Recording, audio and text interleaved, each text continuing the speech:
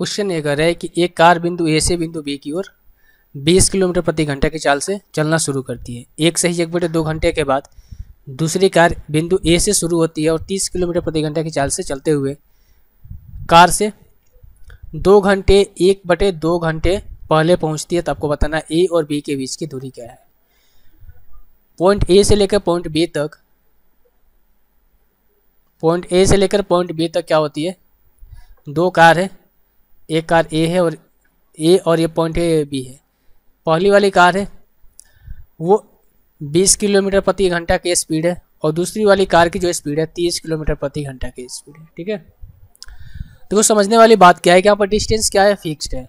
Distance क्या है आपका, फिक्स्ड है।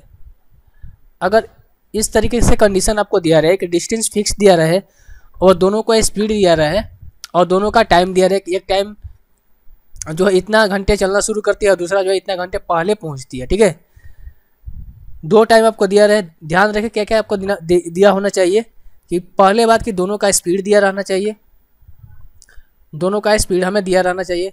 साथ ही में डिस्टेंस को कांस्टेंट दिया रहना चाहिए। डिस्टेंस क्या होना चाहिए, कांस्टेंट। इससे बहुत ज़्यादा क्वेश्चन बनते हैं। डिस्टेंस कांस्टेंट होना चाहिए और वो टाइम इन दोनों का दिया रहना चाहिए। ठीक है, टाइम T1 और T2 दोनों गिवन होना चाहिए। T1 और T2 दोनों क्या होना चाहिए, गिवन होना चाहिए। तो जो हम यहाँ से फॉर्मूला का इस्तेमाल करते हैं वो होता है S1 इंटू S2 अपॉन में S1 minus S2 into time का डिफरेंस। क्या होता है, टाइम का डिफरेंस। चलिए हम इस पर इसको हम क्या करते हैं, सॉल्व करते हैं। ये डिस्टेंस इक्वल्स टू होता है, तो इस चीज़ को आप याद रखेंगे। S1 कितना है 20 से, S2 कितना है 30 से, दोनों का डिफरेंस 10 है और टाइम का डिफरेंस कितना हो जाएगा, ये 3/2 है और ये कितना है आपका 5/2 है। डिफरेंस करोगे तो कितना हो जाएगा, 2/2 यानी कि 1 हो जाएगा। यही होगा ना,